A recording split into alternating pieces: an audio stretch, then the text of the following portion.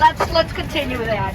If we fight, we win. If we fight, we win. If we fight, we win. If we fight, we win. If we fight, we win. If we fight, we win. No troops in our cities. No troops in our cities. No troops in our cities. No troops in our cities. No troops in our cities. No troops in our cities. Okay, Jen Vogt Erickson, are you here? All right. Jen Vogt Erickson, she writes a column in the paper and she's volunteer extraordinaire. Here you go. Good morning, everybody. Good morning. Thank you for being here today and being part of these demonstrations by millions of people across the U.S. and in other countries standing up for our freedom. The Trump administration is accelerating towards tyranny and we must block them. Yeah.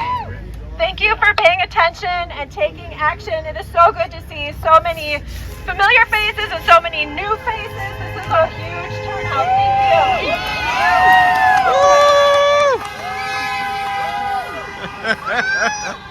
We are sending a message to all the people on the front lines of this fight, especially in Congress and the courts, that we have their backs. It fortifies them to know that we, the people, are behind them. It also sends a message to Trump. Trump, you are deeply unpopular, and people are not going to go along with ransacking of our liberty, freedom, truth, and justice.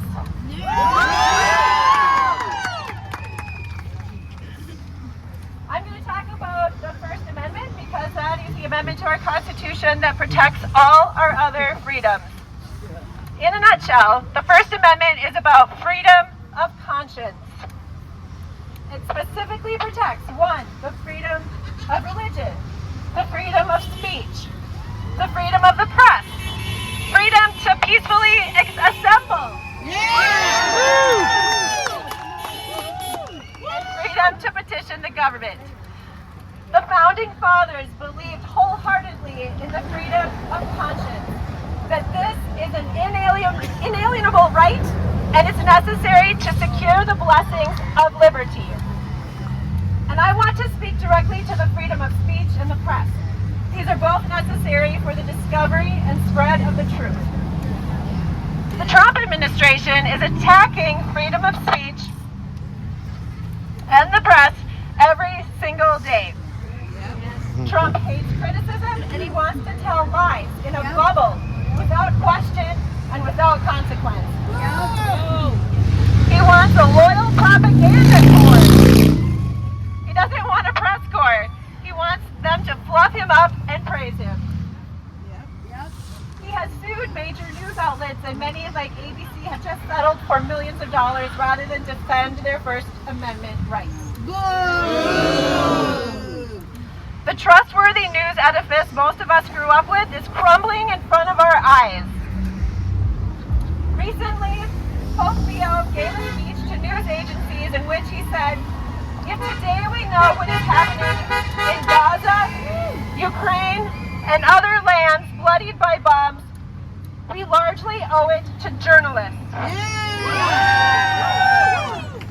These extraordinary eyewitness accounts are the culmination of the daily efforts of countless people who work to ensure that information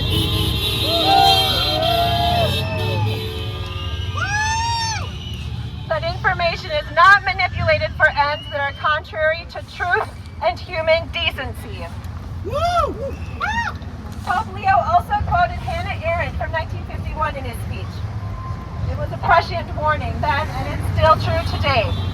The ideal subject of totalitarian rule is not the convinced Nazi or the convinced communist, but people for whom the distinction between fact and fiction and the distinction between true and false no longer exists.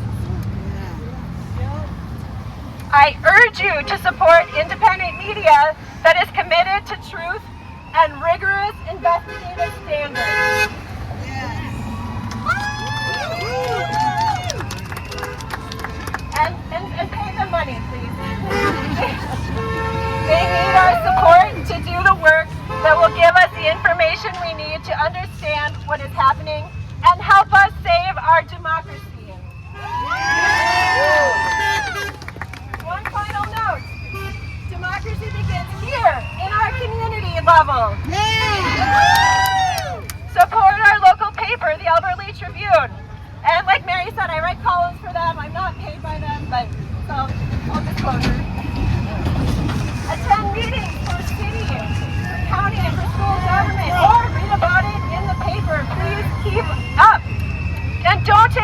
paper for granted.